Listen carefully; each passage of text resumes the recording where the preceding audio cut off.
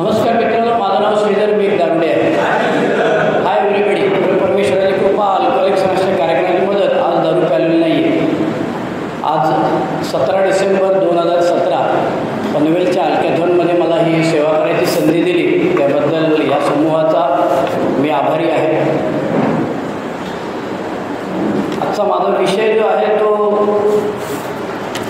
Big book एक वास्तववादी मार्गदर्शक असा विषय आहे.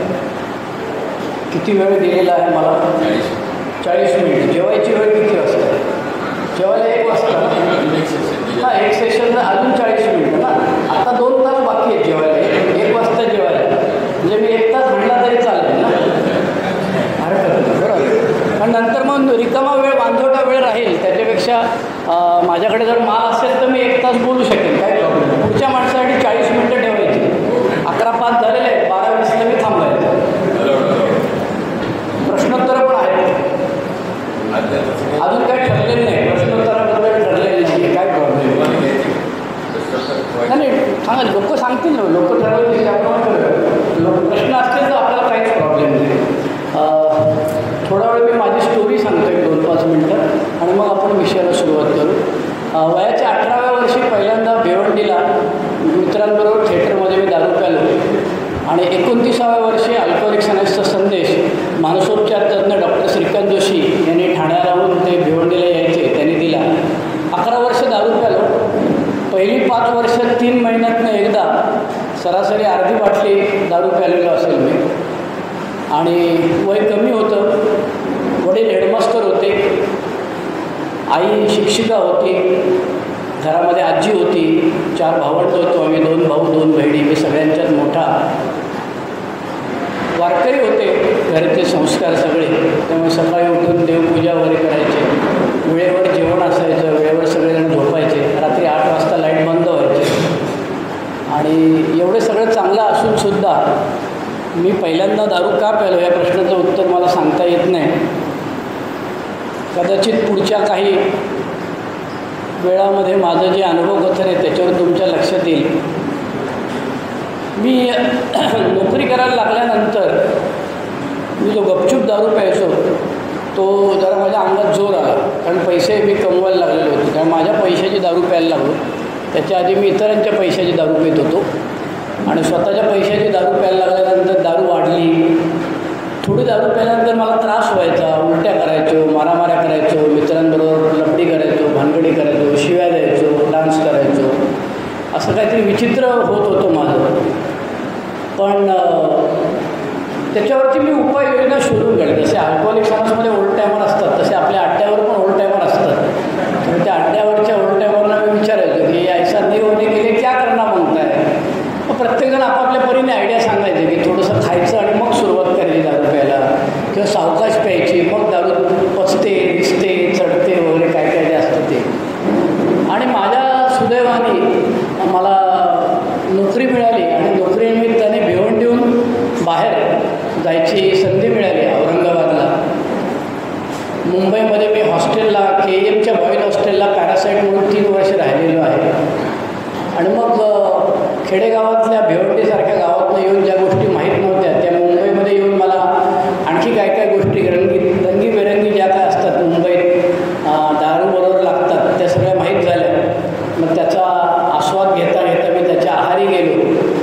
पुढे धुलाई झाली, शारीरिक त्रास झाला, नाकातनं रक्त पडलं, मुळव्याध झाली, गॅस्ट्रायटिस व्हायचं, कंटिन्युअस पाणी प्यायलं की लगेच वरच्या दरवाजाने किंवा मागच्या दरवाजाने पाणी बाहेर यायचं. 3-3 दिवस जेवायचं नाही, सलाईन लावायला लागायची. असं शारीरिक त्रास झाला. आर्थिक त्रास झाला पण तो मला नाही झाला, माझ्या पार्टनरला आणि माझ्या आईवडिलांना झाला. कारण माझे पैसे गेलेच नाही, कारण मी ढापाढाप करायचो. त्या दुकानात पार्टनरचा त्रास झाला आणि घरी आईवडिलांचा लॉस झाला. कारण पैशाचा जो काय मी तळ गाठला तो माझ्या आईवडिलांच्या बाबतीत होता. पण मध्ये आल्यानंतर मला कळलं की त्याचा त्रास मला झालेला आहे. पैसे जरी आईवडिलांकडे पार्टनरचे गेले असते तरी त्रास मला झाला आहे. सामाजिक तळ मी गाठलेला होता, कारण सगळेजण घरी चर्चा करायचे, मीटिंग जमायची, हल्ली बरा आहे का असं विचारायचे. त्याच्यामुळे मला माझ्या दारू पिण्यामुळे मी किती दारू प्यालो, कोणती दारू प्यालो आणि त्याचा परिणाम काय झाला हे आज मी 28 वर्षानंतर माझ्या लक्षात येते की ते काय फारसं महत्त्वाचं नाही.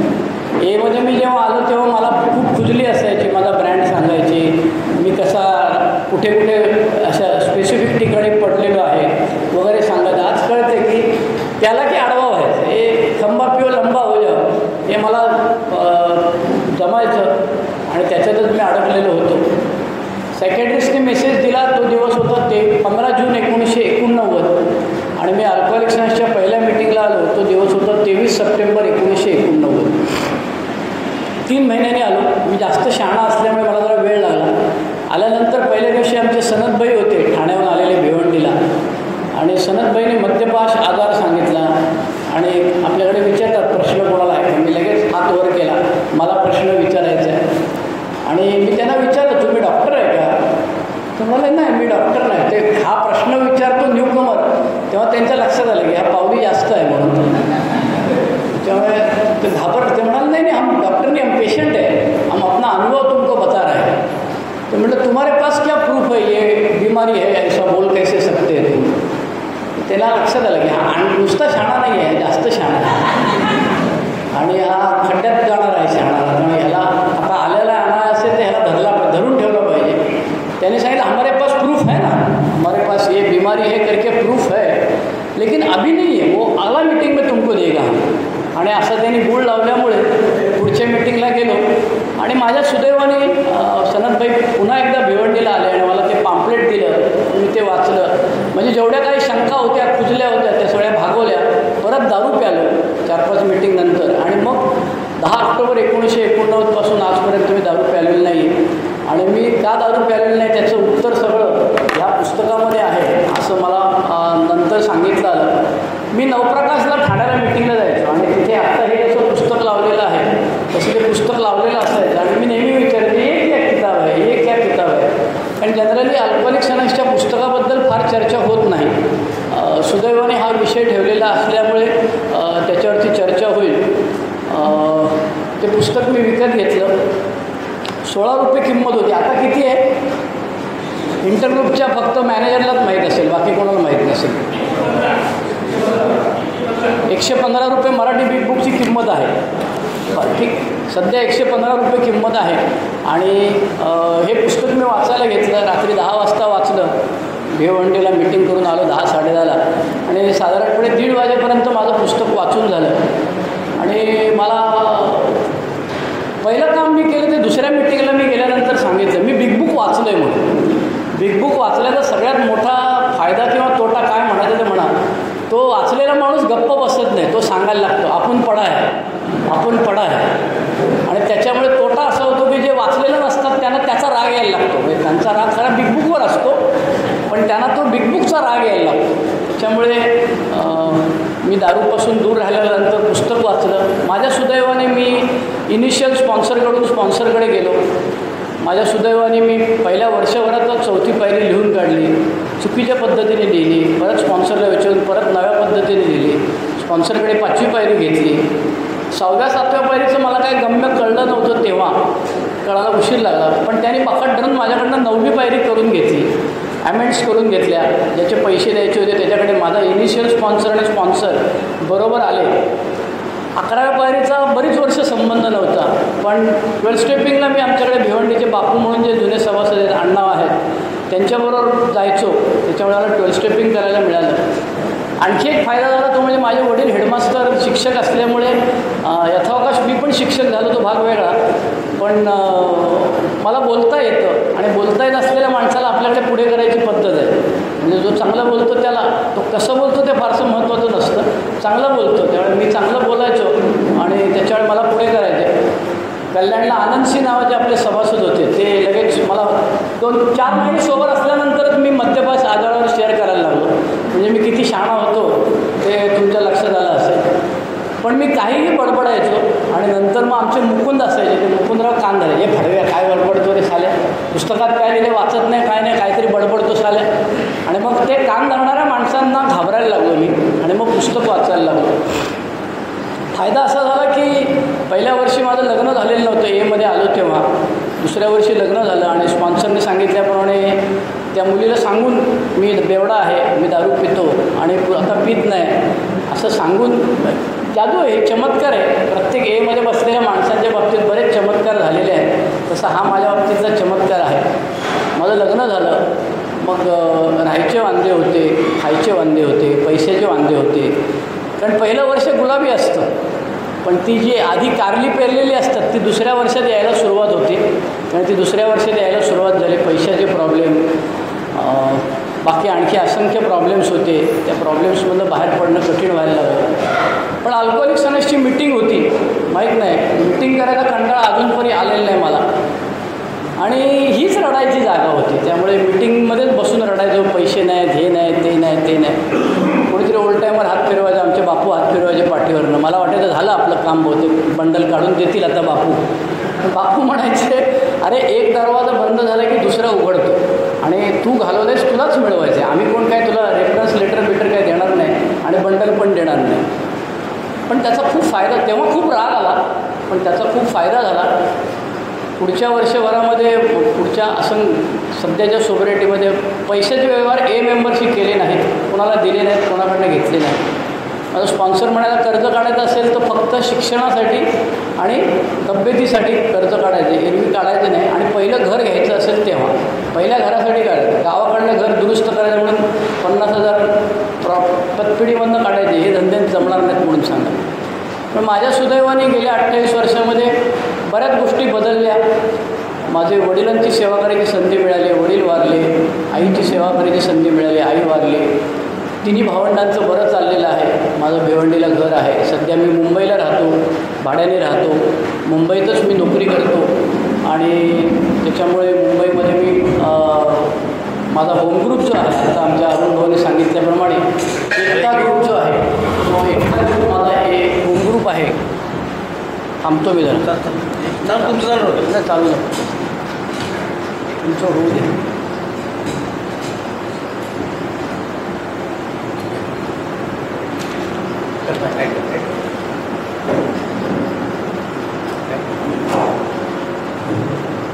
हॅलो हॅलो, सुंदर, थँक्यू. हे वगैरे काय झालं का? बरोबर झालं ना? आवाज येतो आहे आता? वा वा वा, थँक्यू थँक्यू. काय सांगत होतो विसरलो. 28 वर्षात बरेच चांगले वाईट प्रसंग आले. धंदा करत होतो, स्पॉन्सरने सांगितलं तुला अक्कल नाही. गुजराती माणूस होतं, त्यामुळे त्याने बरोबर ओळखलं याची काय लायकी आहे म्हणून. त्यामुळे धंदा बंद कर सांगितलं आणि नोकरी करायला सांगितली. जादू आहे, चमत्कार झालेत माझ्या बाबतीत. दुसऱ्या दिवशी नोकरी माझ्या घरी चालत आली आणि नोकरी करायला लागलो. परत चाललो होतो, भिवंडीत राहत होतो. 4-8 तास मास्टर असल्याने 6 तासाची 5-6 तासाची नोकरी होती. जवळच कामाची वेळ होती आणि त्याच्यामुळे चांगलं चाललं होतं. संध्याकाळी मिटिंगला 12 स्टेपिंगला वेळ मिळायचा. मी रोज मिटिंग कधीच केलेली नाही, कारण ते शक्य नव्हतं आणि तशी गरजही नाही असं मला आज वाटतं. त्यामुळे आठवड्यातून 3-4 मिटिंग मी करायचो. मग माझी 12 वर्ष सोबत असताना नोकरी अचानक उद्यापासून येऊ नका सांगितलं. तर वयाच्या 42व्या वर्षी मी बेकार झालो. खूप त्रास झाला. स्पॉन्सरबरोबर बसलो, बायकोनी आरडाओरडा केला, आईने तर फटकेच दिले. ते म्हणाले तू आणि तो तुझा तो म्हातारा स्पॉन्सर आणि त्या स्पॉन्सरला घेऊन ये इकडे. आम्ही जेव्हा तुला सांगायचो काहीतरी कर, तेव्हा तर तुम्ही सांगायचा 1 डे ॲट अ टाईम, हे सुद्धा दिवस जातील. मरा म्हणे आता तुम्ही कसे दिवस घालवणार आहेत ते बघा तुम्ही. विनोदाचा भाग सोडला तरी जे झालं ते बऱ्याकरता झालं. परत नव्याने शिक्षण घेतलं, पुन्हा नोकरी मिळवली, स्थिर स्थावर झालो. मुलगी आहे, मुलगी पुण्याला पोस्ट ग्रॅज्युएशन शिकते, बायको नोकरी करते. माझ्या एवढीच शिकलेली आणि पैसे कमावणारी असल्यामुळे तुमच्याकडे सगळ्यांकडे जे ब्रह्मास्त्र आहे, दाखवतो तुला दारू पिऊन. सोबरायटीत लग्न झाल्यामुळे बायको घाबरत नाही आणि ॲलॉनॉनमध्ये ती जात असल्यामुळे सोडून दिलं आहे ते नवऱ्याला.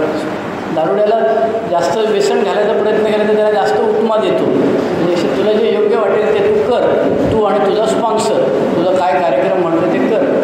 त्याच्यामुळे बरं चाललेलं आहे. सगळे प्रॉब्लेम सुटले 28 वर्षात असं काय माझा दावा नाही. मला पेन्शन नाही, माझ्याकडे पुरेसे पैसे नाही, याचा खूप त्रास व्हायचा. पण आज लक्षात येते की 50 ओव्हरच्या मॅचमधली 25 ओव्हर फुकट गेलेले आहेत. एक तोही धनवान, बाकी सब कंगाल. उरलेल्या 25 ओव्हरमध्ये त्यांच्या एवढा स्कोअर आपला होणार नाही, नॉर्मल माणसा एवढा.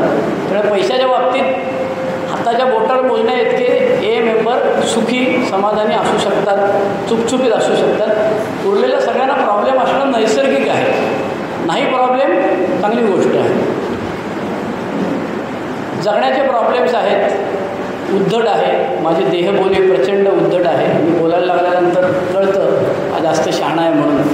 मी पहिल्या मिटिंगलाच दाखवलं होतं मी किती शहाणा आहे. त्याच्यामुळे माझा शहाणपणा मला आवरायला लागतो, त्रास होतो त्याचा. मला एक तर ढिगाऱ्याच्या वर बिल्डब्ल्यू सांगतो त्यामुळे किंवा ढिगाऱ्याच्या खाली तर मध्ये मला करता येत नाही, माणसासारखं जगता येत नाही. त्याच्यामुळे मला बरेच प्रॉब्लेम्स आहेत. पण एक बरं आहे, पूर्वी सकाळी उठल्यानंतर आठवायला लागायचं की काल रात्री दरवाजा कोणी उघडला, जेवलो की नाही, भांडण झालं काय, कोणाचे पैसे द्यायचे बाकी आहेत का, ते सगळे प्रश्न सुटलेले आहेत. स्वतःच्याच घरात झोपलेलं असल्यामुळे दारू पित नाही, सिगरेट पित नाही, नॉनव्हेज खात नाही, संध्याकाळी जेवत नाही. आई वडील गेल्यानंतर चहा कॉफी बंद केली तर चहा कॉफी बंद आहे. आमचे नॉन अल्कोहोलिक काही मित्र म्हणतात साला जाम पैसे वाचवतो यार तू. म्हटलं ठीक आहे चालतं, पण मी पैसे घालवायची पद्धती पण गोळा केलेली आहे. एमध्ये येऊन वेगवेगळ्या ठिकाणी मी स्वतःच्या पैशाने जाऊन चौथ्यापर्यंत वर्कशॉप घेतो आणि त्यातून मला आनंद मिळतो. मला विचारतात माझे मित्र लष्कराच्या भाकऱ्या कशाला भाजायला जातो, पण त्याच्यात आनंद मिळतो म्हणून जातो. बायकापोरांबरोबर वर्षातून एकदा फिरायला जातो आणि आहेत त्या पैशामध्ये आहेत त्या परिस्थितीमध्ये मी समाधानी राहायचा प्रयत्न करतो. जमत नाही, त्रास होतो, पण असं सगळं आहे. विषय आजचा आता विषयाकडे वळतो. पाऊण तास वेळ लागतात ते जर काय बारीक आवाज काही करायचा पण येतं का बघा नाही, येतं का कोणी यातलं कोणी उस्ताद आहे का, खूप आवाज येतो आहे. कुठलं तरी एक बटन असतं ते दाबलं फिरवलं की आवाज कमी होतो असं म्हणतात, माहीत नाही मला. हां लांब उभं राहू, ठीक आहे ठीक आहे, हे लांब घे ना, लांब उभं राहिल्याने होईल असं यांचं म्हणणं आहे. तर आपण बघूया, प्रयोग करू. बिग बुक एक वास्तववादी मार्गदर्शक.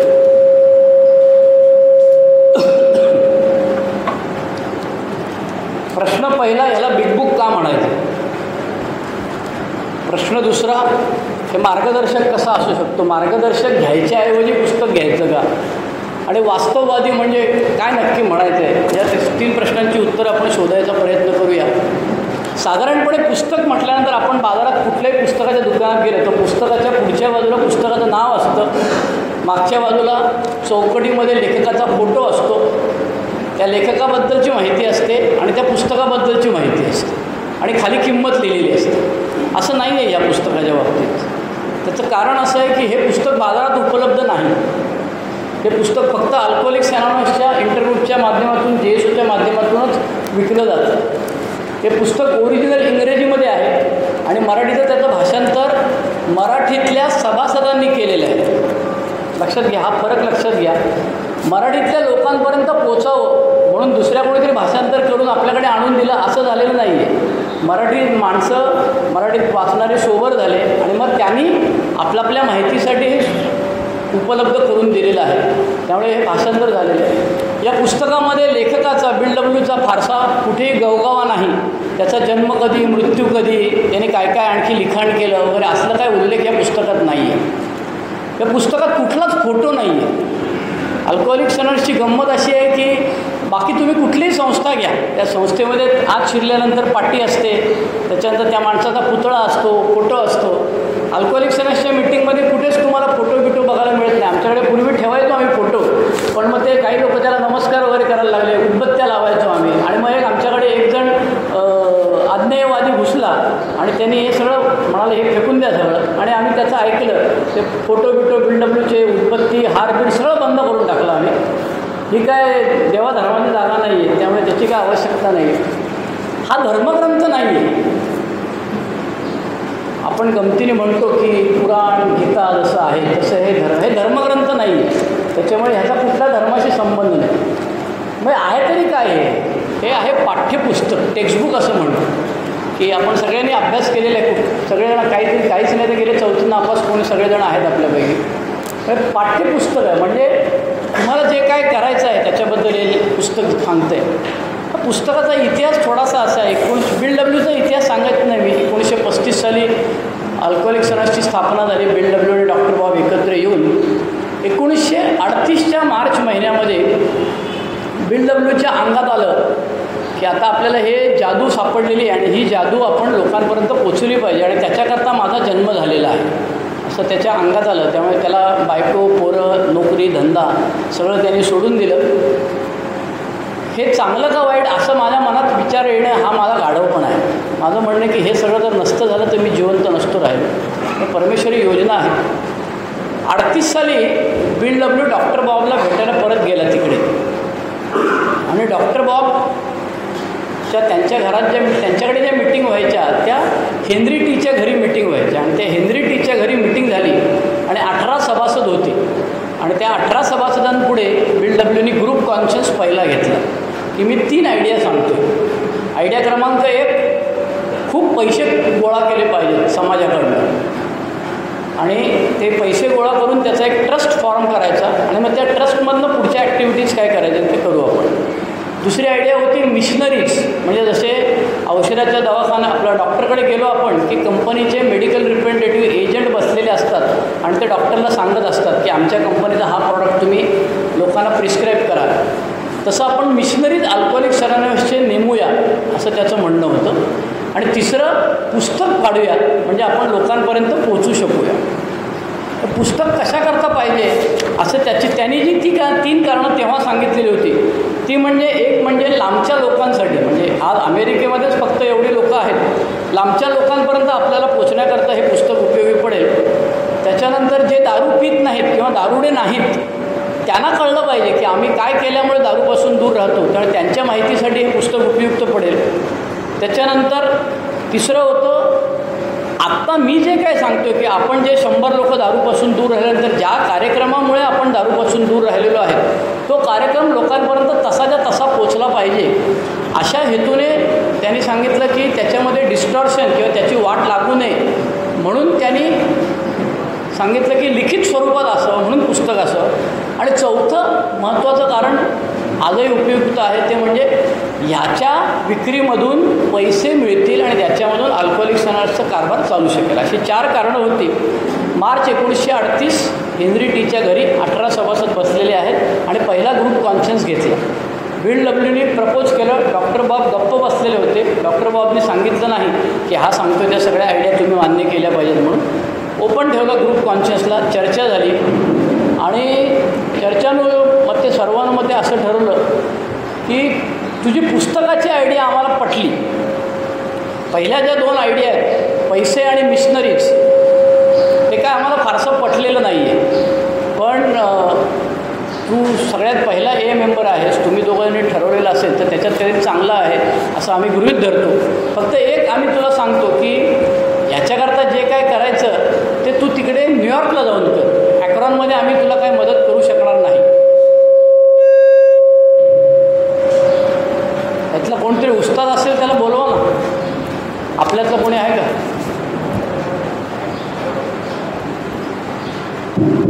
Hello mike check. त्यामुळे त्या 18 सभासदांनी सांगितलं की तुला जे काय पैसे गोळा करायचे आणि मिशनरी करायचे ते धंदे तू सगळे न्यूयॉर्कमध्ये जाऊन कर, पण तू जर पुस्तक लिहिणार असेल तर त्याला आम्ही मदत करू. त्याच्याकरता आम्ही तू पुस्तक आम्हाला दाखव काय लिहिलेलं असते, त्याला आम्ही तुला मदत करू दुरुस्त करण्याला आणि त्याला आमचं काय म्हणणं आहे ते सांगूया.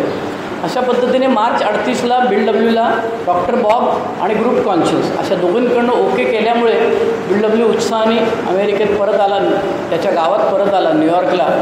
आणि त्यांनी सर्वात धनाढ्य माणूस जो होता त्याच्याकडे जाऊन पैसे मागायची आयडिया वगैरे केली. ते फ्लॉप गेली. त्या माणसानेच सांगितलं की तुम्ही पैसे वगैरे लोकांकडनं गोळा केलेत तर हे ते वाट लागेल किंवा ह्या भानगडीत पडू नका. आणि पैसेच नसल्यामुळे मिशनरी आयडिया पण बाद झाली. आणि मग 1938च्या मे महिन्यामध्ये हे पुस्तक लिहायला बिल डब्ल्यूने सुरुवात केली.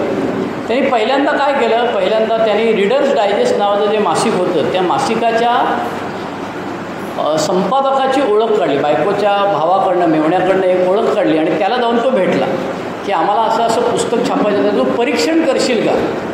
कशाच काय पत्ता नाही बरं का. आपल्याला घोड्यापुढे गाडी ठेवायची जी हौस असते तसं बिल डब्ल्यूने केलं आणि तो परीक्षण तुम्ही लिहाल का म्हणून त्या रीडर्स डायजेस्टच्या पुस्तकामध्ये विचारायला गेला.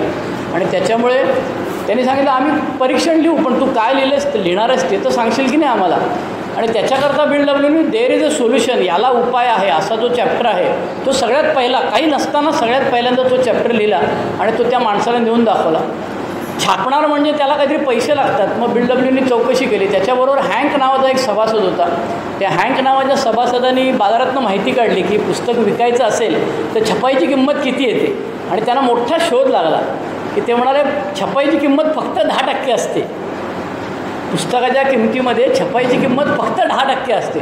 तेवढं का मला माल तिच्या आयला फायदाच फायदा, मग काय प्रॉब्लेम नाही. आणि मग त्यांनी सांगितलं कसे तरी काहीतरी $1500 गोळा केले आणि त्या छापणाऱ्या माणसाला नेऊन दिले आणि त्याला सांगितलं की हे पुस्तक तू पब्लिशर आजपासून, काय लिखापडी काय नाही, आवाज येतोय, लिखापडी काय नाही, आजपासून तू आमचा पब्लिशर आणि आम्ही तुला पुस्तक लिहून देऊ आणि तू ते छापायचं. आणि $1500 2-4 लोकांनी गोळा केलेले होते. आणि नंतर मग त्यांच्या लक्षात आलं की अरे हे आपलं संस्थेचं जर का पाठ्यपुस्तक व्हायचं असेल तर ते दुसऱ्याने पब्लिश करून चालणार नाही, आपणच पब्लिश केलं पाहिजे. आपण पब्लिश करायचं तर पैसे पाहिजेत तर हे सगळेच आपण बुककडे द्यायला. मग त्यांनी काय केलं, एक वर्क्स पब्लिशिंग नावाची कंपनी बनवली. ते हँक मुळामध्ये सेल्समनच होता आणि BLW पण शेअर मार्केट असल्यामुळे त्याला ते पटलं आणि त्याने काय केलं, एक कंपनी स्थापन केली. लगेच कागदोपत्री कंपनी स्थापन केली, नाव ठेवलं काहीतरी त्याचं वर्क्स पब्लिशिंग कंपनी नावाचं. आणि त्यांनी त्याचे शेअर विकायला सुरुवात केली. $25 एक शेअर.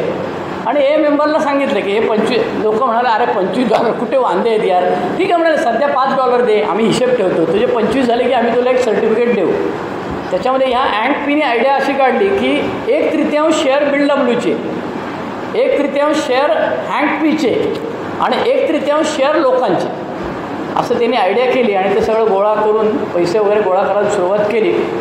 आणि लोकांकडनं पैसे घेतल्यानंतर हे पुस्तक छापून तयार झालं. आणि $25 जे पुस्तक दिलं जाणार आहे बाजारात, तेव्हा एखाद्या पुस्तकाची किंमत $1 $2 असायची. आणि म्हणाले $25 जर लोकांना आपण पुस्तक देणार आहोत तर ते जरा चांगलं असायला पाहिजे आकाराने. आणि म्हणून त्यांनी त्या प्रिंटरला सांगितलं तुझ्याकडे सगळ्यात जास्त जाड कागद जो असेल ना चायला तो घे. आणि ते जाड कागद घेतल्यामुळे हे पुस्तक एवढं मोठं जाड झालं. पहिली आवृत्ती जी आहे ती ही अशी जाडजूड झाली. आणि ते म्हणाले आले एवढं मोठं कुठलं पुस्तक आलं. ते म्हणाले अरे $25 दिलेले आहेत, $25 में कुछ तो अच्छा माल मिळता है, इसके लिए एवढं जाडजूड पुस्तक झालं. आणि म्हणून त्याचं नाव बिग बुक असं आपण प्रेमाने म्हणतो त्याला. दुसरा प्रश्न आहे की बरेचदा म्हटलं जातं की या पुस्तकामध्ये एकही शब्द बदललेला नाही आहे वगैरे. खरं आहे, पण त्याची कारणं आहेत. जशी आपली भारताची राज्यघटना बदलता येते, त्या राज्यघटनेमध्ये तसं दिलेलं आहे, तसंच ह्या पुस्तकामध्ये सुद्धा दिलेलं आहे की ह्या पुस्तकामधला मजकूर तुम्हाला बदलता येईल. आणि तो म्हणतो की हे पुस्तक फक्त सूचक राहील, परमेश्वर तुम्हाला मार्ग दाखवेल. या पुस्तकात बदल करायचा असेल तर परमेश्वर तुम्हाला मार्ग दाखवेल, तुमची इच्छा असेल तर त्याच्यात तुम्ही बदल करू शकता. पण आपण एवढ्या वर्षामध्ये सर्वानुमते त्याच्यात बदल केलेला नाही. बदल काय केलेला आहे आपण, फक्त एक शब्द बदललेला आहे. दुसऱ्या आवृत्तीची जी प्रस्तावना होती त्याच्यामध्ये honest desire to stop drinking असा शब्द होता. आत्ता ही पुस्तक घेतलं तर तो ऑनेस्ट शब्द आहे दुसऱ्या आवृत्तीच्या प्रस्तावनेमध्ये. तो त्यांनी नंतरच्या प्रस्तावनेमध्ये डिलीट करायला सुरुवात केली. ज्यांच्याकडे दुसऱ्या आवृत्तीचं पुस्तक आहे ओरिजिनल इंग्रजी त्याच्यामध्ये तो ऑनेस्ट शब्द मिळेल. तिसऱ्या आवृत्तीच्या प्रस्तावनेमध्ये तो जो शब्द आहे ऑनेस्ट, त्याचं कारण त्यांनी सांगितलं की नवीन आलेल्या सभासदाची इच्छा प्रामाणिक आहे किंवा नाही हे ठरवणार कोण आणि त्याचं परिमाण काय सुधारायचं आपण. त्याचे आईवडील सांगतात ते म्हणायचं की आपल्याला काल भेटला तो आपण ठरवायचं. 3 वेळा त्याच्या घरी झालो तरी पण तो यायला तयार नाही, त्याची इच्छाच नाही यार, प्रामाणिक इच्छाच नाही त्याची, असं आपण गमतीने म्हणायला लागलो. म्हणून त्यांनी प्रामाणिक शब्द काढून टाकला. ह्याच्या व्यतिरिक्त ह्याच्यामध्ये काही बदल झालेला नाही आहे. आणखी ह्या बिग बुकचं वैशिष्ट्य असं आहे की हे बिग बुकची किंमत कमी जास्त होत राहते. असंख्य पुस्तकं जगामध्ये अशी आहेत की ज्यांचा खूप सेल झालेला आहे आणि मग त्याची पेपरबॅक आवृत्ती निघते. आपण बघितलं असेल व्हीटी स्टेशनला किंवा कुठल्याही मोठ्या स्टेशनला, रेल्वे स्टेशनच्या बाहेर पुस्तकं अशी ₹50 विकायला मिळतात.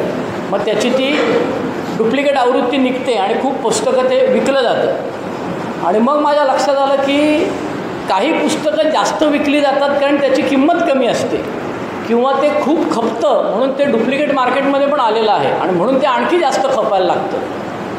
असं ह्या बाबतीत काहीच झालेलं नाही, कारण ह्याची पुस्तकाची किंमत जी आहे ते इंटरग्रुप GSO प्रत्येक वेळी दरवर्षी ठरवतं आणि ते त्याप्रमाणे कमी जास्त करतं. पुस्तकाचा खप खूप झालेला आहे, कारण ते स्वस्त आहे असं नाही आहे. दुसरी गोष्ट, असंख्य भाषांमध्ये ह्याचं भाषांतर झालेलं आहे, पण GSOनी ह्याचं भाषांतर केलं आणि सगळ्यांना दिलं असं नाही झालेलं. त्या भाषेमधल्या लोकांनी सांगितलं की आम्हाला आता हे पुस्तक भाषांतर करायचं आहे. म्हणजे उदाहरणार्थ लॅटिनमध्ये आहे, स्पेनमध्ये आहे, किंवा भारतामध्ये दुनियाभरच्या भाषा आहेत. गुजराती आहे, मराठी आहे, हिंदी आहे, साऊथच्या भाषा आहेत. अशा भाषांमध्ये त्या भाषांमधली लोकं जेव्हा दारूपासून दूर लागली तेव्हा त्यांच्यातल्या कोणीतरी हे भाषांतर केलं. मग ते भाषांतर आपण GSO इंडियाला दिलं. GSO इंडियाने ते तसंच्या तसं अमेरिकेला पाठवलं.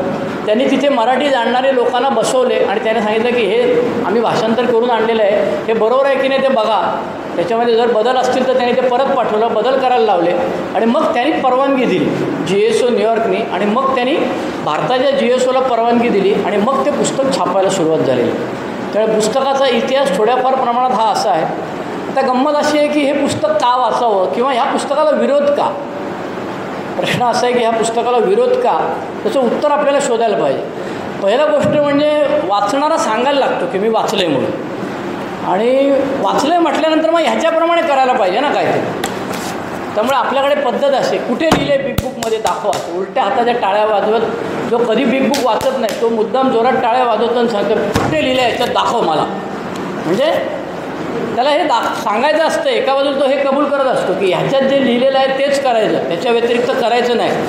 त्याने वाचलेलं नसतं, त्याला वाचलं हे त्याच्यात आहे की नाही हे त्यालाही माहीत नसतं, पण तो उलट्या टाळ्या वाजून तुमची काढतो आणि सांगतो ह्याच्यात कुठे लिहिले दाखव मला. त्यामुळे हा विरोध असायची कारणं आपण जर लक्षात घेतली तर ती कारणं हळूहळू कमी व्हायला लागलेत, कारण बरेच लोक वाचायला लागले.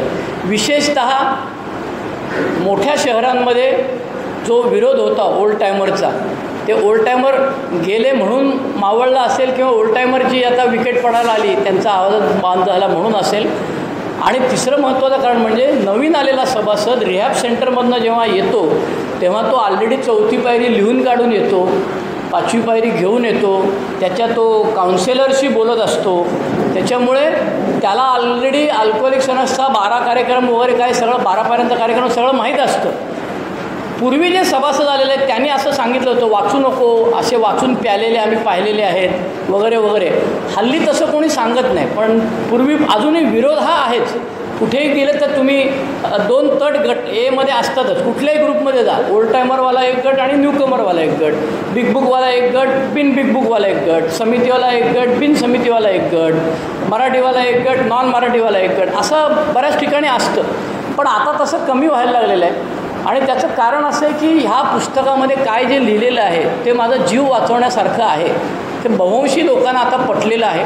आणि नवीन एक पद्धत आलेली आहे ती अशी आहे की आपण वाढदिवसाच्या दिवशी मी असं काही ठिकाणी पाहिलं बिर्याणी वाटतो, नॉनव्हेज मुद्दाम 2 प्रकारचं ठेवलेलं असतं. हल्ली असं झालेलं आहे की पुस्तकं वाटायला सुरुवात केलेली आहेत. रँडमली विचारतात आज पहिल्या वर्षापेक्षा कमी 1 वर्षापेक्षा कमी सोबर कोण आहेत त्यांना ते पुस्तक दिलं जातं.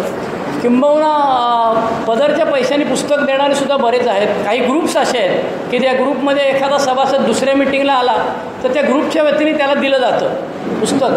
ग्रुपमध्ये एखादा कोणीतरी श्रीमंत माणूस असतो, त्याला सांगितलं की 10 कॉपी आणून दे रे, की तो कोणाला तरी सांगतो हो तिथे नेऊन दे, काय नाव गाव पत्ता काय नाही, त्या सेक्रेटरीकडे असतात पुस्तकं. तुम्ही हे करू शकता. विशेषतः मी गमतीने असं म्हणतो की जे टॅक्स भरतात, सरकारला टॅक्स भरतात, त्यांचा पगार बरा आहे किंवा त्यांचं उत्पन्न बरं आहे असं गृहीत धरायला हरकत नाही. त्यांनी जसं कॉर्पोरेट सोशल रिस्पॉन्सिबिलिटी असते, सामाजिक जबाबदारीचं भान म्हणून, तसं हे पुस्तक द्यायला हरकत नाही. आणि त्याच्याही आधी द्यायचं असेल तर सोबर जगणे पुस्तक द्यायला हरकत नाही. हे पुस्तकामध्ये नक्की असं काय लिहिलेलं आहे तर पहिली गोष्ट म्हणजे हे पुस्तक 100 सभासदांनी पहिल्या आपले अनुभव सांगितलेले. परत सांगतो, त्यांनी आपले अनुभव सांगितलेत, म्हणजे स्वतःचे अनुभव सांगितले. याच्यामध्ये श्रीधर तू दारू सोडली पाहिजे कारण तुझी धुलाई झालेली आहे, बायका पोरांकडे बघ, असं कुठेच लिहिलेलं नाही. त्यांनी सगळ्यांनी स्वतःचे अनुभव सांगितलेले आणि त्यांनी सांगितलं की आमचे अनुभव तुम्हाला जर पटत असतील तर तुम्ही घ्या. अशा पद्धतीने हे पुस्तक पहिल्यांदा लिहायला सुरुवात केलेली आहे. हे पुस्तक हातात घेतल्यानंतर सगळ्यात पहिलं तुम्हाला दिसते ती म्हणजे प्रस्तावना दिसते 3ऱ्या आवृत्तीची. या तिसऱ्या आवृत्तीच्या प्रस्तावनेमध्ये गंमत अशी आहे की पुस्तक जे आहे ते 100% जसं छापलं तसं नाही. त्याच्यामध्ये ज्या स्टोऱ्या आहेत, पहिल्या आवृत्ती एकूण 4 आवृत्त्या झालेल्या आहेत. पहिल्या आवृत्तीच्या ज्या स्टोऱ्या होत्या त्यातले काही लोक परत प्याले, त्यामुळे जे लोक प्याले त्यांच्या स्टोऱ्या काढून टाकण्यात आल्या. आपल्याकडे पहिला मेंबरशिप जात नाही त्याची, पण तो जर सेक्रेटरी असेल, काय ट्रेझरर असेल तर त्याला खुर्चीवरनं खाली उतरवतात का तू प्यालेल्यास आता थँक्यू, तू सोबर झालं की परत तुला आम्ही संधी देऊ, सध्या उतर. त्याच्यामुळे ज्यांच्या स्टोऱ्या दारू प्याल्यामुळे जे परत रिलॅप्स झालेले होते त्यांच्या स्टोऱ्या काढल्या. कालोबामध्ये त्यांनी आणखी एक बदल केला, तो म्हणजे जगामध्ये असंख्य लोकांपर्यंत आपण पोचायला लागलेलो होतो. विशेषतः जे हाय बॉटम केसेस आहेत त्यांच्यापर्यंत पोचायला लागल्यामुळे त्यांनी काय केलं, पूर्वी सगळे फोडलेले जे होते आपल्याकडे, पूर्वी मी जेव्हा एमध्ये आलो 28 वर्षापूर्वी, तेव्हा स्टोरी कोणाला सांगितली जायची, ज्यांची जाम धुलाई झालेली अशा माणसाला स्टोरी सांगितली जायची की पहिल्या मिटिंगला बायका अगदी डोळ्याला पदर लावलाच पाहिजे, असं तो अगदी भावनिक होऊन आणि वगैरे पश्चातापापेक्षा प्रतापापेक्षा कसं मी दुर्दैवी आहे सांगायचा प्रयत्न करायचा. त्यामुळे पहिल्यांदा दुसऱ्या आवृत्तीमध्ये बऱ्याच स्टोऱ्या ज्या होत्या त्या सगळ्यात फोडलेल्या स्टोऱ्या होत्या. तिसऱ्या आवृत्तीत त्यांनी बदल केला. मग त्याच्यात 3 प्रकार त्यांनी घेतले. एक प्रकार होता दे लॉस्ट नियरली ऑल, म्हणजे ज्यांचं सगळेच गेलेलं आहे, धुलाई झालेलं आहे, रॉक बॉटम ज्यांना म्हणतो ते. दुसरा प्रकार होता दे स्टॉप्ड इन टाईम, ते वेळेवर थांबले. आणि तिसरा प्रकार त्यांनी केला पायोनियर्स ऑफ ए, म्हणजे ज्यांनी ठिकठिकाणी गावागावामध्ये स्वतःचे कष्ट करून ग्रुप स्थापन केले, त्यांच्या ज्या स्टोऱ्या होत्या, खडतर स्टोऱ्या, त्या छापल्या. त्यामुळे तिसऱ्या आवृत्तीमध्ये हा बदल करण्यात आलेला आहे की त्याच्या ज्या कहाण्या होत्या त्या काही कमी केल्या, काही जास्त केल्या, काही नवीन लोकांच्या केल्या, काही डॉक्टरांच्या घेतल्या, अतिशिकलेल्या लोकांच्या घेतल्या, अजिबात शिकलेल्या नसलेल्या त्याच्या घेतल्या, 2 गाड्या स्वतःच्याकडे आहेत अशा ज्यांच्या स्टोऱ्या होत्या त्या घेतल्या. त्यामुळे ही जी तिसरी आवृत्ती त्याच्यामध्ये 42 स्टोऱ्या होत्या. चौथी आवृत्ती जी आत्ता आलेली आहे त्याच्यातही थोडासा बदल झालेला आहे, पण त्या चौथ्या आवृत्तीच्या भाषांतरामध्ये आपल्याकडे अजून आलेली नाही आहे. पहिली आवृत्ती जी आहे त्या पहिल्या आवृत्तीच्या प्रस्तावनेमध्ये दारू सोडण्याची प्रामाणिक इच्छा असणे असा शब्द होता, त्यातला प्रामाणिक शब्द काढून टाकलेला आहे. आणि दुसरी आवृत्ती आहे त्याच्यामध्ये मात्र काही इंटरेस्टिंग गोष्टी आहेत, कारण त्याच्यामध्ये तो स्टॅटिस्टिक्स देतो. दुसरी आवृत्ती साधारणपणे 1955 साली आली. त्याच्यामध्ये तो म्हणतो की जे मद्यपी एमध्ये आले, ज्यांनी खरोखर ए कार्यक्रमाचा प्रयत्न केला, त्यापैकी 50% लोक ताबडतोब मद्यमुक्त झाले. 1955 नंतर आपण स्टॅटिस्टिक्स बंद केलं. अल्कोहोलिक्स अनॉनिमसच्या वतीने फक्त 10 वर्षातनं एकदा स्टॅटिस्टिक्स जगभर घेतलं जातं आणि ते एका पॅम्पलेटच्या स्वरूपामध्ये छापलं जातं. बाकी आपण कुठल्याही रिसर्च करणाऱ्या संस्थेला आपण आपला डेटा देत नाही. कोणीही यावं, मिटिंगमध्ये बसावं, 4 लोकांशी बोलावं, डेटा कलेक्ट करावं आणि जावं. आणि आपल्याकडे BMSचे वगैरे स्टुडंट आहेत, ते प्रोजेक्टसाठी येतात, त्यांचा ते डेटा गोळा करतात आणि जातात. पण that data is not endorsed by Alcoholics Anonymous. त्यामुळे ह्यांनी दुसऱ्या आवृत्तीच्या प्रस्तावनेमध्ये जो डेटा दिलेला आहे की एमध्ये आलेल्या लोकांपैकी ज्यांना खरंच दारू सोडायची इच्छा आणि ज्यांनी कार्यक्रम घेण्याचा प्रयत्न केला त्यातले 50% लोक ताबडतोब मद्यमुक्त झाले. काही वेळा 25% रोग उलटल्यानंतर, म्हणजे एकदा स्लिप झाल्यानंतर उरलेले 25% आले. आणि उरलेल्या लोकांपैकी जे ए बरोबर राहिले त्यांच्यात सुधारणा दिसत आली. आणि बाकीच्यांचं काय तू बोलत नाही, म्हणजे ते आमच्याकरता काही लोक दारू पिऊन मेलेले आहेत असं तो म्हणतो. अशा ह्या 3 आवृत्त्यांच्या प्रस्तावना दिलेल्या आहेत. त्याच्यानंतर महत्त्वाचा भाग जो आहे तर कुठलंही पुस्तक कोणीतरी असं फॉरवर्ड लिहायला लागते किंवा त्याला प्रस्तावना लिहायला लागते. आणि आपल्या सुदैवाने 1939 साली जेव्हा हे पुस्तक छापलं तेव्हा मद्यपास नावाचा आजार डॉक्टरांना फारसा माहीत नव्हता किंवा डॉक्टरांनी हे स्वीकारलेलं नव्हतं. बिल डब्ल्यू, डॉक्टर सिल्कवर्थ आणि त्याच्याबरोबर आणखी काही डॉक्टर या सगळ्यांनी जोमाने प्रयत्न केल्यामुळे अमेरिकन सायकॅट्रिस्ट असोसिएशन आणि अमेरिकन डॉक्टर्स असोसिएशन यांनी काही वर्षानंतर मद्यपास नावाचा आजार आहे हे स्वीकारलेलं होतं. तोपर्यंत त्यांनी हे पुस्तकाला मान्यता देण्याचा प्रश्नच नाही. हे काहीतरी जादू आहे, भंपकगिरी आहे आणि त्याच्याने दारू अशी कुठे सुटते का, आम्ही एवढी वर्ष डॉक्टर लोक काय हजामती करत होतो काय, तुम्ही मध्येच कोणतरी बेवडे लोक येतात पुस्तक लिहिता. त्यामुळे त्यांनी असं ठरवलं की ह्याची प्रस्तावना डॉक्टरने लिहावी. कारण जर का दारुड्यांच्या बाबतीमध्ये काही जर चमत्कार झालेला आहे आणि नवीन काहीतरी आयडिया सापडली आहे अल्कोहोलिक्स अनॉनिमस नावाची, एक दारुडे दुसऱ्या दारुड्यावर बोलला की त्याची दारू सुटते, हे कोणी सांगावं? दारुड्यांवर कोण विश्वास ठेवणार? दारुडे स्वतःच विश्वास ठेवणार नाही, कारण ते स्वतःला वेगवेगळ्या प्रकारचे समजतात. ह्यानी काय प्यालेले, हे पाण्यात दारू टाकून प्यालेलं आहे, आम्ही त्याला दारूत पाणी टाकून प्यालं, असं आपण एकमेकांना गमतीने म्हणत असतो. त्यामुळे दारुडे एकमेकांचं ऐकणार नाही. तर त्याला प्रस्तावना म्हणून डॉक्टरांची प्रस्तावना हवी म्हणून वैद्यकीय मत नावाचं एक जे प्रकरण आहे ते सगळ्यात महत्त्वाचं प्रकरण आहे. आणि त्याच्यामध्ये डॉक्टरनी संबंधित व्यक्तींना उद्देशून, संबंधित म्हणजे जे पिणारे आहेत ते, किंवा पिण्याच्या बाबतीमध्ये ज्यांना काही रस आहे दारू कशी सोडावी त्यांच्या बाबतीमध्ये, हे असं त्यांनी त्याची प्रस्तावना डॉक्टरकडनं लिहून घेतलेली आहे. आणि त्याच्यावरती डॉक्टरनी खाली सही केले, डॉक्टर सिल्कवर्थ MD, अमेरिकेतल्या डॉक्टरनी सही केली. आणि पुढे त्यांनी म्हटलेलं आहे की गमतीचा भाग असा आहे की हे पुस्तक वाचा असं नुसतं स्पॉन्सर सांगत नाही, हे मीटिंगमधले लोक सांगत नाहीत, डॉक्टर सांगत आहेत. काय डॉक्टर सांगतात? ते म्हणजे लिहिणारे, ते स्वतःच्या बाबतीत जे काही सांगतील त्यावर संपूर्ण विश्वास ठेवायला हरकत नाही. एक डॉक्टर सांगतो की माझा हा पेशंट जे काय सांगतो आहे त्याच्यावर विश्वास ठेवा.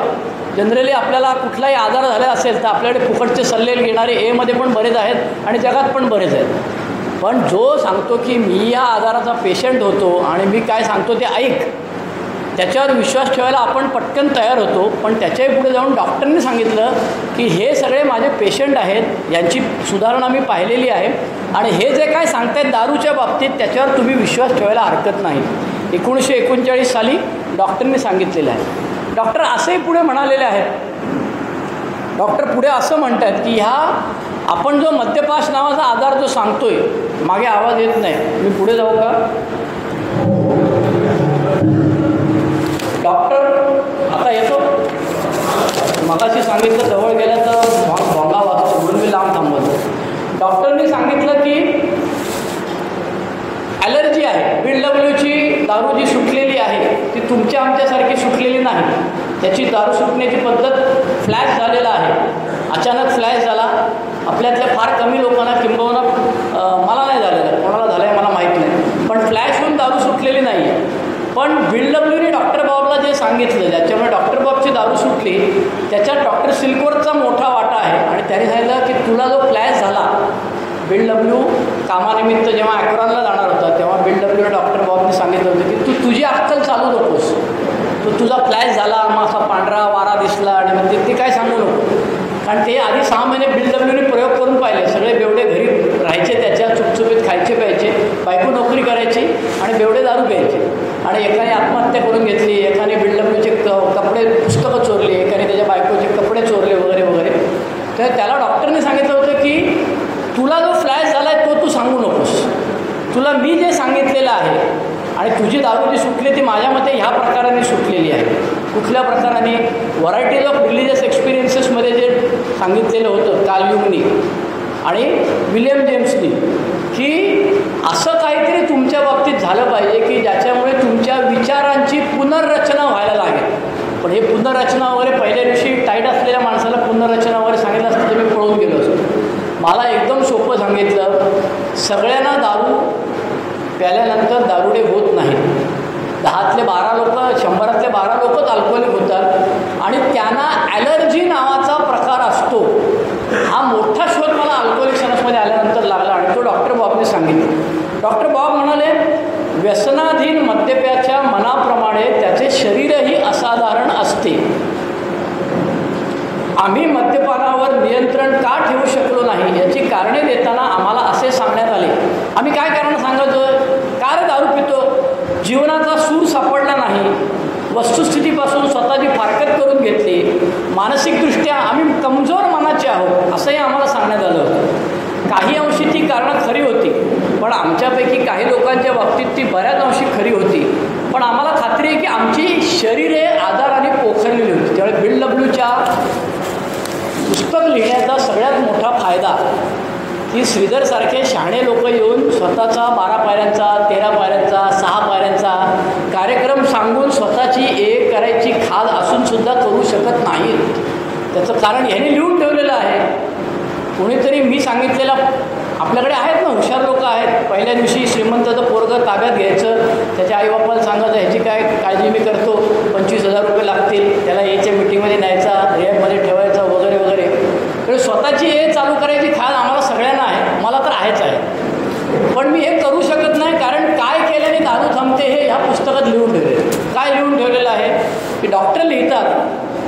मद्यपी आणि बेहोश होणारी द्रव्ये सेवन करणारे लोक यांच्यावर उपचार करणाऱ्या सर्वात जुन्या हॉस्पिटलचा संचालक म्हणून मी अनुभवाने हे सांगतोय. डॉक्टर सांगतायत की आशे बेवडे अमेरिकेतले सगळ्यात जे जुनं हॉस्पिटल आहे त्याचा मी संचालक आहे, वैद्यकीय संचालक, आणि म्हणून मी तुम्हाला सांगतो. त्यांनी सांगितलं या 100 लोकांमध्ये जे सांगतायत त्याच्यावर का विश्वास ठेवा. पण डॉक्टर म्हणतात या व्यक्तींचा निस्वार्थीपणा, एचा मेसेज देताना आपण निस्वार्थी हेतूने जातो कुठलाही. नंतर ते तिथे गेल्यावर आपल्याला हेतू सुचायला लागतात. तू कुठे काम करतो, टेलिफोनमध्ये का, मग माझं हे बिलचं भरून टाकशील का वगैरे.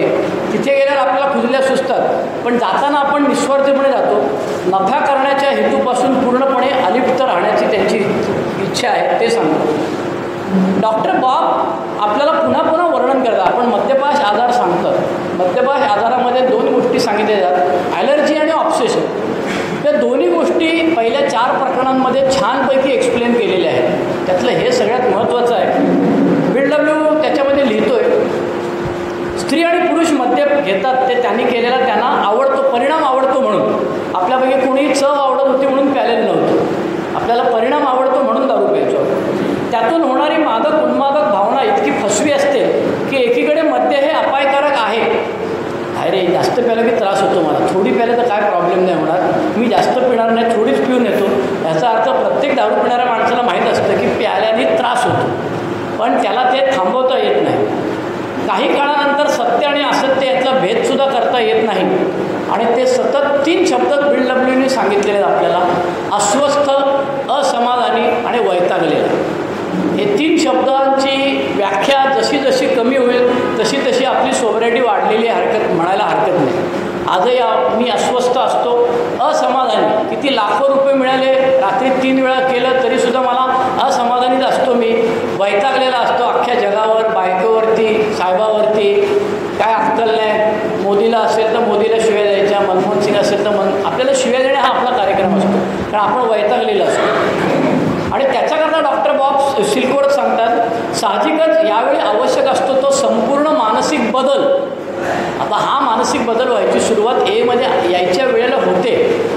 कधीही माझी आई म्हणायची, अरे मेल्या त्या दारुड्याने तुला असं काय सांगितलं मीटिंगमध्ये जे मी नव्हतं सांगितलं.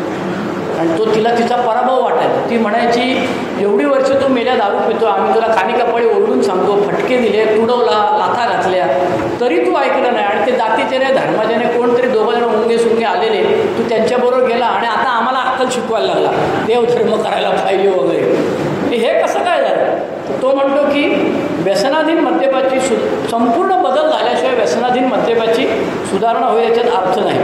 आणि ही सुधारणा कोण करणार, छूमंतर करून होणार आहे का, तिथे कुठे भावा बघत. आपल्याला सुरुवातीला मी आलो तेव्हा मला वाटलं होतं की चहामध्ये बहुतेक 2-2 थेंब औषध टाकलेलं असेल आणि त्याच्यात दारू होईल, तसं काही नव्हतं. तो म्हणाला मानवी शक्तीच्या पलीकडे कोणीतरी उपाययोजना करतोय आणि म्हणून हे व्हायला लागलं.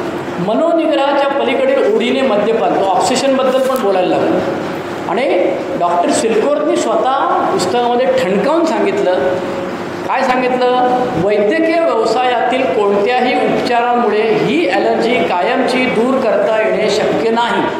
1939 साली त्यांनी हे ठणकावून सांगितलं की ही ॲलर्जी घालवण्याची उपाययोजना आमच्याकडे नाही. आणि त्याला आता 80 वर्ष झाली नंतर अजूनही कुठलाही डॉक्टर खात्रीपूर्वक सांगत नाही की तुझी ॲलर्जी घालवायची माझ्याकडे आयडिया आहे.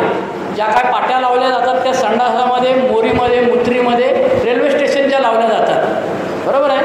त्या डॉक्टर कोणी सांगत नाही. कुठल्याही डॉक्टरच्या दवाखान्यात लॅन्सेट जर्नलमध्ये असं पब्लिश झालेलं नाही आहे की हे औषध घेतलं की ॲलर्जी जाईल. त्यामुळे त्यांनी जे 1939 साली लिहून ठेवलेलं आहे ते आजही खरं आहे. एकदा का मला ॲलर्जी झाली की ती ॲलर्जी घालवता येत नाही. आणि शेवटी डॉक्टर सिल्कवर्थ वैद्यकीय मताच्या शेवटच्या परिच्छेदामध्ये लिहित आहेत की व्यसनाधीन अशा प्रत्येक मद्यपी व्यक्तीला माझा कळकळीचा सल्ला आहे. हे भाषांतर चुकीचं झालेलं आहे, थोडंसं इंग्रजी बघायला लागेल आपल्याला. त्यांनी या पुस्तकाचे मनपूर्वक पारायण करावे. आपल्याकडे पारायण शब्दाचा अर्थ काय असतो, एक केळं घ्यायचं, त्याला 2 उदबत्त्या लावायच्या, मांडी घालून बसायचं, पुढं ते असं क्रॉस लेगवालं लाकडाचं असतं ते ठेवायचं, असा अर्थ अभिप्रेत बिल डब्ल्यूला नव्हता. हे पारायण शब्द द्वाभ्यकर्णिकांचं भाषांतर आहे आणि ते आम्ही तसंच ठेवलेलं आहे. पारायण करा असं त्यांनी म्हटलेलं नाही, वारंवार वाचा. माझा स्वतःचा अनुभव असा आहे, प्रत्येक वेळी बिग बुक वाचताना वेगळा अर्थ लागतो. प्रत्येक वेळी बिग बुक वाचताना स्वतःबद्दल किती गाढव आहे हा नवा शोध लागतो. त्यामुळे बिल डब्ल्यूनी हे जे काय 1939 साली पुस्तक लिहिलं ते वास्तववादी मार्गदर्शक आहे. ह्याचा अर्थ माझ्या आयुष्यात जे काय चाललेलं आहे ते त्याच्यामध्ये वर्णन त्याचं आहे आणि त्याचं विश्लेषण पण त्यांनी केलेलं आहे. पुढचं प्रकरण आहे प्रकरण पहिले बिल डब्ल्यूची स्टोरी. गंमत अशी आहे की आपण सगळेजण रोज स्टोरी सांगत असतो, तीच स्टोरी रोज सांगत असतो, पण आपण कधीही बिल डब्ल्यूची स्टोरी वाचत नाही. त्याच्यामुळे स्टोरी कशी सांगावी ह्याच्यात बिल डब्ल्यूने ज्यांनी वाचले त्यांना माहिती आहे की मी आणि विजय एकदा बसलो होतो. मग विजय म्हणाला चल आपण प्यायला जाऊ. मग विजय म्हणाला की मी आज पाजतो तुला. मग विजयने मला पाजली. मग नंतर विजयला मी कटवला आणि अनिलला पकडला. मग आम्ही दोघं बसलो. मग मी टाईट झालो. असले वर्णन आपण स्टोरीमध्ये रोजच ऐकतो. असं वर्णन बिल डब्ल्यूच्या स्टोरीत कुठेच नाही आहे. बिल डब्ल्यूच्या स्टोरीत काय आहे मग? बिल डब्ल्यूच्या स्टोरीमध्ये तो सांगतोय, गंमत आहे, पहाटेपूर्वीचा काळोख किती दाट असतो. पहाट होण्यापूर्वी काळोख जो झालेला असतो तो खतरनाक असतो. आमच्यापैकी इथे बसलेल्या प्रत्येकाने शेवटची दारू प्यायच्या वेळेचा अनुभव आपला आठवावा की त्याच्या आधी काय झालेलं होतं. बिल डब्ल्यू स्वतःच्या स्टोरीमध्ये फार त्याचं वर्णन नाही करत आहे. मी कशी प्यालो, मग डाव्या बाजूला ग्लास ठेवला होता, उजव्या बाजूला क्वार्टर ठेवली होती, मग ती क्वार्टर डुप्लिकेट होती असं मला वाटलं म्हणून मी खाली बुचावर बोट मारलं आणि मी असे फिरवले. असलं वर्णन आपण स्टोरीमध्ये खणखणीत सांगत असतो. असलं वर्णन बिल डब्ल्यूच्या स्टोरीत नाही. बिल डब्ल्यू काय सांगतो, चमत्काराबद्दल माझ्या कल्पनातीत आमूलाग्र स्थित्यंतर झालं. तो सांगतो स्वतः मी प्यालो कसा वगैरे सांगत होतो, मला कोण भेटायला आला ते सांगितला, त्याच्यानंतर माझ्या बाबतीत काय झालं ते सांगितलं, त्याने मला काय सूचना दिल्या पहिल्यांदा भेटायला आला. त्यातल्या महत्त्वाच्या गोष्टी ज्या आहेत त्याच्यामध्ये बिल डब्ल्यूच्या स्टोरीमध्ये तो सांगतो की तो मला जो भेटायला आलेला माणूस जो होता AB, त्याचं मी ऐकायला का लागलो त्याचं कारण सांगतोय. त्याचं कारण सांगतोय. बिल डब्ल्यू हा शास्त्रशुद्ध माणूस होता आणि त्याचा देवावर विश्वास नव्हता, फारसा चर्चमध्ये जात नव्हता. आणि या ऑक्सफर्ड ग्रुपच्या ज्या 6 पायऱ्या ज्या होत्या जिथे त्याला ABने एकदा नेला होता, रोलँड एचला मेसेज दिला कार्ल युंगनी. कार्ल युंग नावाचे युरोपामधले विख्यात मानसोपचार, त्यांच्याकडे यांनी 2 वर्षे ट्रीटमेंट घेतली. रोलँड एच नावाच्या धनाढ्य माणसाने ज्याची स्वतःची विमानं होती. वर्षभरानंतर परत प्याला, उतरणा झाला, टांगा पलटी, पुन्हा डॉक्टरला विचारलं की काय झालं ते सांग मला. तो मला सगळं समजावून सांगितलं. तुम्हाला माझ्या आखलेल्या पलीकडलं गणित आहे, तू असं कर कुठेतरी धर्माच्या नादी लाग. आपल्याकडे माळ घालतात लोक वगैरे जो प्रकार आहे, किंवा प्रत्येक धर्माचे वेगळे पद्धत आहेत. जमातला जातात, मुसलमान समाजामध्ये जमातला जातात आहेत, असे वेगळे पद्धत आहेत. तू त्यांच्या नादी लाग, तू धर्मामध्ये जा म्हणजे तुला काहीतरी सापडेल. आपल्या सुदैवाने तो गेला तो ऑक्सफर्ड ग्रुपमध्ये, फर्स्ट सेंच्युरी ख्रिश्चॅनिटीमध्ये, आणि त्या फ्रँक बुकमननी 6 तत्त्व शोधून काढली होती. प्रॉब्लेम कुठलाही असू दे, ही 6 तत्त्व पाळा, तुमचा तो प्रॉब्लेम सुटेल असा त्याचा दावा होता. आणि तिथे ह्यांनी जाऊन ऐकलं आणि तिथे जे त्यांनी सगळं बघितलं की ते तिथे जायचं आणि गुडघे टेकायचे आणि कबूल करायचं वगैरे. पण एकदा बिल डब्ल्यू गेला, पण बिल डब्ल्यूला ते फारसं काय भावलं नाही. आणि म्हणून तो बिल डब्ल्यू म्हणतो की मला ह्या आयडिया आवडायच्याच नाहीत कारण ह्याच्यामध्ये देव असं आहे. पण बिल डब्ल्यू त्याच्या स्टोरीमध्ये सांगतो की ABने मला एक जादू केली. ती जादू अशी होती, माझ्या त्या मित्राने मला अपूर्व वाटणारी अशी कल्पना सुचवली की तू देवाबद्दल स्वतःची कल्पना का घेत नाहीस. अल्कोहोलिक सणांमध्ये देव जो सांगितला जातो तो धर्माबद्दलची निगडीत असलेला देव नाही. तो तुला जो काय तुझी फाटल्यानंतर तू ज्याला हाक मारतोस तो तुझा देव. तो कुठला आम्हाला सांगू नकोस आणि त्याचं वर्णन करू नकोस. आणि पहिल्यांदा बिल डब्ल्यूने स्टोरीमध्ये सांगितलेले आहे की देवाची मनोमनी आपण आकांक्षा धरली तर तो आपण मानवाच्या हितसंबंधात करायला. त्यामुळे हे झाली बिल डब्ल्यूची स्टोरी. त्याच्यानंतर याला उपाय आहे हे दुसरं प्रकरण आहे. त्या प्रकरणामध्ये बिल डब्ल्यू इत्थंभूत वर्णन करतं मेंटल ऑब्सेशनचं आणि फिजिकल ॲलर्जीचं. दुसऱ्या प्रकरणात याला उपाय आहे सांगतो, पण उपाय सांगत नाही बरं का. उपाय पुढे सांगतो, फक्त तो सांगतो देर इज अ सोल्युशन, तुझी दारू थांबवू शकते एवढं आश्वासन तो दुसऱ्या प्रकरणात देतो. तिसऱ्या प्रकरणामध्ये तो मद्यपिढेबद्दल आणखी काही त्याच्यामध्ये असंख्य अनुभव टाकलेले आहेत, स्वतःचे टाकलेले आहेत, इतरांचे टाकलेले आहेत. की दुधामध्ये विस्की टाकून प्यालं तर काय होईल, सँडविच खाल्ल्यानंतर काय होईल, मी भरपूर पैसे असताना मी गोल्फ खेळायला गेलो तर काय होईल. आपल्याकडे नेहमी पान नंबर 25वरती जे जाणकार मंडळी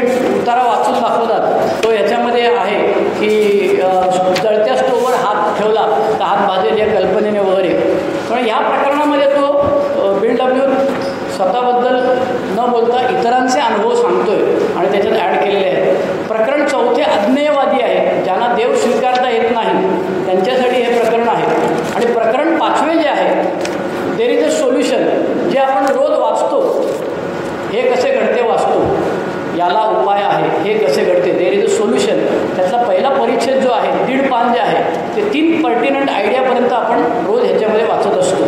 त्याच्यामुळे हे सगळ्यात महत्त्वाचं प्रकरण आहे. हे कसे घडते हे आपण रोज वाचतो. त्याच्यामध्ये तो 4थी पायरी कशी लिहायची ते सांगतो आहे. त्याच्यामध्ये अल्कोहोलिक्स अनोनिमसच्या 80 वर्षाच्या इतिहासामध्ये असंख्य लोकांनी त्याच्यावरती संशोधन केलं. हॅझल्डन नावाचं एक पब्लिशर आहे. त्यांनी आपल्यामध्ये ज्यांना स्वतःची चालू करायची इच्छा आणि खुजली आहे अशा लोकांना एकत्र करून त्यांच्याकडनं पुस्तकं लिहून घेतली आणि ती हॅझल्डनची पुस्तकं, पॅम्पलेट किंवा हे प्रश्नसूची वगैरे बरंच काही उपलब्ध बाजारात आहे. पण त्याचा सगळ्याचा उगम जो आहे तो 4थ्या पायरीमध्ये ह्याच्यात दिलेला आहे. 3 गोष्टी BW 4थ्या पायरीत सांगतो. एक रिझेंटमेंट, आपण नेहमी वाचतो. ह्या बाबतीत रिझेंटमेंट हाच पहिल्या क्रमांकाचा गुन्हेगार आहे. रिझेंटमेंट करता त्यांनी ते चार्ट दिलेले आहेत आणि त्याच्याकरता तुम्ही आपल्याकडे काही लोक असे आहेत की जे अख्खा दिवसभर बिग बुकवरती डिस्कशन करतात, चर्चा करतात. सुनील दादरचे सुनील जे ग्रस्त आहेत ते 2-2 दिवस पण चर्चा करतात बिग बुकवरती. त्याच्यानंतर फक्त 12व्या पायरीवरती पावलींचे दत्ता नावाचे सभासद आहेत, ते दिवसभराचं वर्कशॉप घेतो. 4थं पायरीचं दिवसभराचं वर्कशॉप 11 ते 5, 10 ते 5 असं घेणारे 3-4 जण आहेत. त्याच्यामध्ये बदलापूरचा सुधीर आहे, मी आहे, आणखी बदलापूरचा दुसरा सुनील आहे. असे असंख्य लोक घेतात. ते लोक हे पुस्तक हातात घेऊन, आणि पूर्वी आपला एक फ्रँक वाज नावाचा सभासद होता, तो अख्खं पुस्तक हातामध्ये घेऊन एक्सप्लेन करायचा. अख्खी नाईट विजिट तो पुस्तकाप्रमाणे घ्यायचा आणि अशा असंख्य लोकांनी पुस्तकावरती घेतलेले आहेत. पुण्यामध्ये केदार नावाचा एक सभासद आहे. या पुस्तकावरती संशोधन करून अनेक सभासदांनी त्यातली ह्या पानावर हा उतारा, त्या पानावर तो उतारा, ह्या विषयासंदर्भात असं संकलन केलेलं आहे. मग ते संकलन करून त्यांनी पॉवर पॉईंट प्रेझेंटेशन केलेलं आहे. तिथे प्रश्न दिलेले आहेत. एक विषय असतो मद्यपाश आजार, ऑब्सेशनबद्दल ह्याच्यात कुठे उल्लेख आहे अख्ख्या पुस्तकामध्ये 164 पानात. त्याची सगळी जंत्री त्यांच्याकडे आहे. जो आणि चार्ली नावाचे 2 सभासद होते, त्यांची इंटरनेटवरती बरीच अशी शेअरिंग ऐकायला मिळतील. त्याचं ट्रान्स्क्रिप्ट तयार आहे. ज्यांना इंग्रजी वाचता येतं त्यांनी हे बघावं जरूर. जो आणि चार्ली म्हणून आहेत. तर जो चार्लीच्या धर्तीवरतीच आपला पुण्यातला केदार नावाचा सभासद आहे, तो हे प्रयोग करतोय. ऑडिओ व्हिज्युअल आहे, ऑडिओ आहे, व्हिज्युअल आहे, पॉवर पॉईंट प्रेझेंटेशन आहे. त्यामुळे ज्यांना त्याच्यामध्ये पुढे इंटरेस्ट असेल त्यांनी ते करायला हरकत नाही. BW ह्या 5व्या पायरीमध्ये यादी करताना तो सांगतो की इतरांनी आमच्यावर अन्याय केलेले आहेत, आम्हाला राग येतो करून. पण तो म्हणतो की इतरांच्या चुका विसरून जाऊन मला स्वतःवरतीच लक्ष करायचं आहे केंद्रित. मी अप्रामाणिक कुठे होतो, स्वयंकेंद्रित कुठे होतो आणि भीतीग्रस्त कुठे होतो असं ते मला सांगणार. दुसरा आयटम आहे भीती आणि तिसरा आयटम आहे सेक्सबद्दलची आपण फारशी चर्चा करत नाही, पण त्याने जो धोक्याचा इशारा दिला तेवढाच फक्त मी वाचून दाखवतो. तो म्हणतो की तुमच्या लैंगिक जीवनाचं आम्ही पंच नाही. पाईप ठेवायची की नाही ठेवायची, ज्याला जमेल त्याने ठेवावे, ज्याला गिल्ट येत नाही त्याने बिंदास ठेवावे, काही प्रॉब्लेम नाही. टांगापलटी झाल्यावर आम्हाला सांगायला यावं, हरकत नाही, आम्ही ऐकू, टाळ्या वाढवून तुला शेअरिंग देऊ 4थ्या सेशनला मुद्दाम. पण आम्ही कोणाचे पंच नाही. पण त्याच्यामध्ये तो म्हणतो की आमचं वागणं जर तसंच राहिलं, दारू पीत असताना जे आम्ही वागत होतो तसंच जर आमचं सेक्सचं वागणं चालू झालं, तो म्हणतो आम्हाला खेद झाला नाही आणि आमची वागणूक दुसऱ्यांना अपायकारक राहिली तर आम्ही निश्चितपणे मद्यपान करणार, आम्ही परत दारू पिणार असं त्यांनी सांगितलेले आहे. 6व्या प्रकरणामध्ये कृतीची झेप आहे. त्याच्यामध्ये तो 6व्या-7व्या पायरीबद्दल थोडंसं वर्णन करतो. 8व्या-9व्या पायरीबद्दल मात्र भरपूर वर्णन करतो. त्याच्यामध्ये त्यांनी सेक्सबद्दल ते सांगितलेलं आहे. कौटुंबिक स्वरूपाचे पेच प्रसंग असतात, ते कसे हाताळावे. तो सांगतो आध्यात्मिक जीवन नुसता सिद्धांत नाही आहे, ही थिअरी नाही आहे, ही फिलॉसॉफी नाही आहे. अल्कोहोलिक्स अनोनिमसचं एक स्वतःचं तत्त्वज्ञान आहे असं आपण म्हणतो, पण अल्कोहोलिक्स अनोनिमसच्या पुस्तकाचा असा दावा नाही आहे की ह्याच्या जगाच्या पाठीवर कुठेही अस्तित्वात नसलेलं तत्त्वज्ञान आम्ही सांगतो. तो म्हणतो हे आम्ही केलं, तुम्हाला जमलं तर तुम्ही करा, तुमची दारू सुटेल, तुम्हाला चांगलं आयुष्य जगता येईल. चांगलं आयुष्य जगणे म्हणजे काय? BW म्हणतो की मद्यपाश आजार तुला आम्ही जो सांगितलेला पटला की नाही, जोशी डॉक्टरांनीकडे गेलास आणि जोशी डॉक्टरांनी तुला टेस्ट करायला सांगितलं आणि जोशी डॉक्टरांनी सांगितलं की तुला हा आजार झालेला आहे. आता ह्या आजारावरती औषधं जोशी डॉक्टरांची घ्यायची का पाटील डॉक्टरांकडे जायचं? अर्थातच जोशी डॉक्टरांची औषधं घ्यायची. मग जर त्या 100 लोकांनी जो मद्यपाश आजार सांगितला तो जर तुला पटला असेल तर त्या 100 लोकांनी त्या आजारावरती काय उपाययोजना केली 12 पायऱ्यांची ती ह्याच्यात लिहिलेली आहे.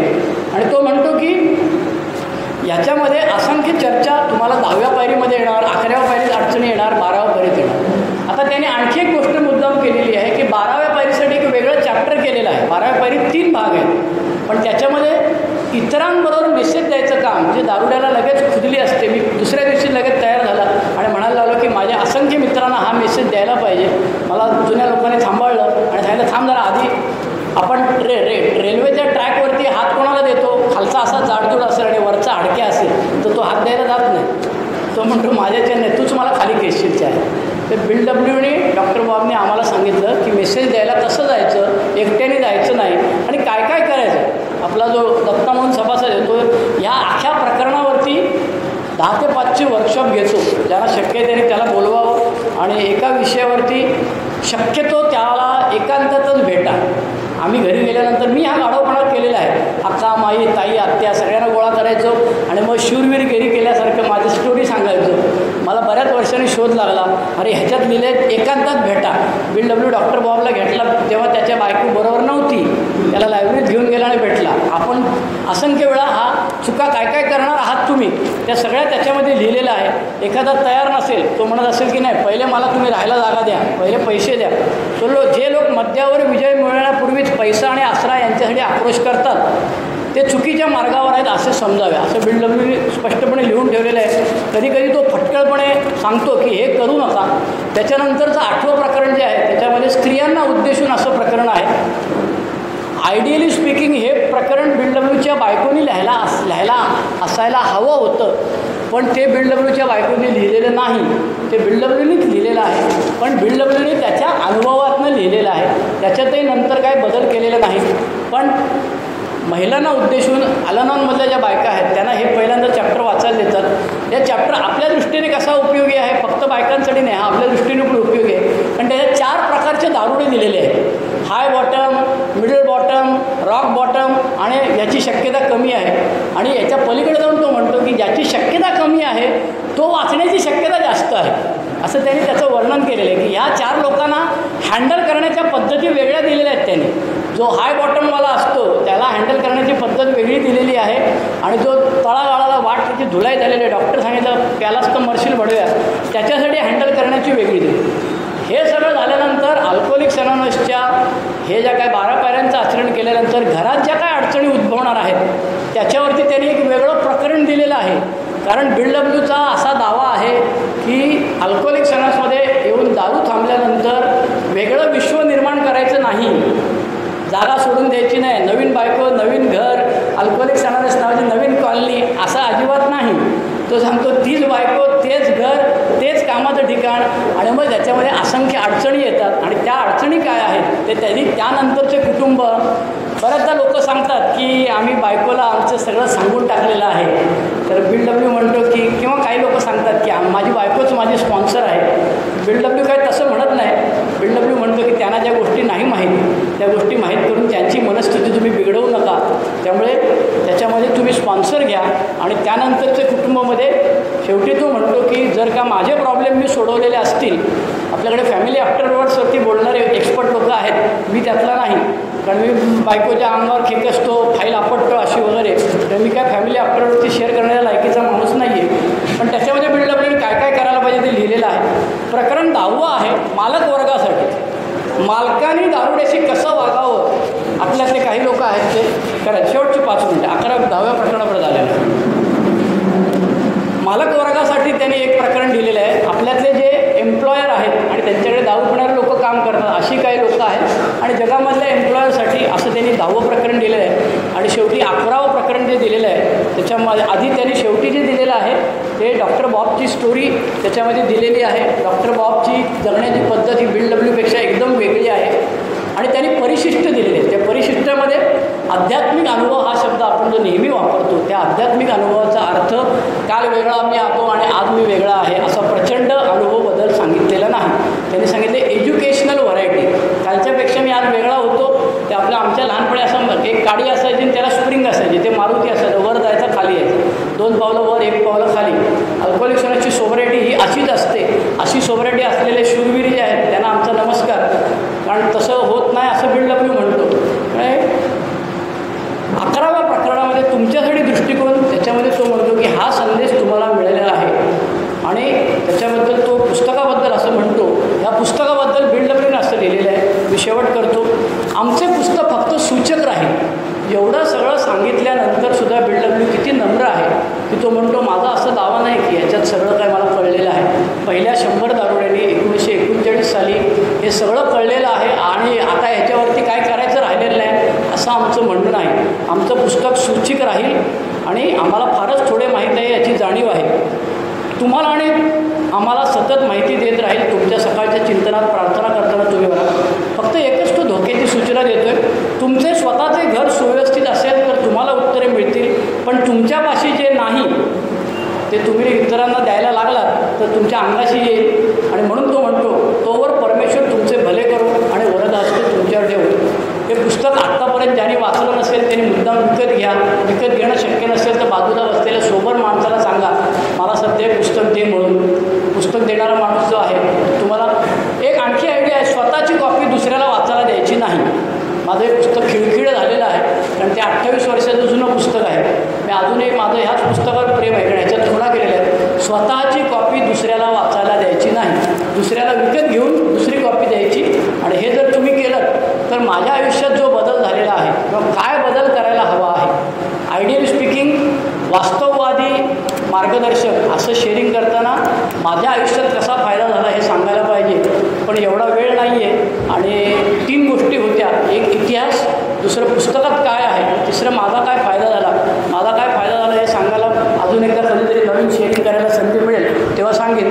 तुम्ही सगळ्यांनी माझा अनुभव कथन शांतपणे ऐकलं त्याबद्दल तुमचा आभारी आहे. शंका असतील तर प्रश्न पाठवा. नंतर भेटूया. तुम्हाला जसं हवं तसं करता येईल. धन्यवाद. थँक्यू.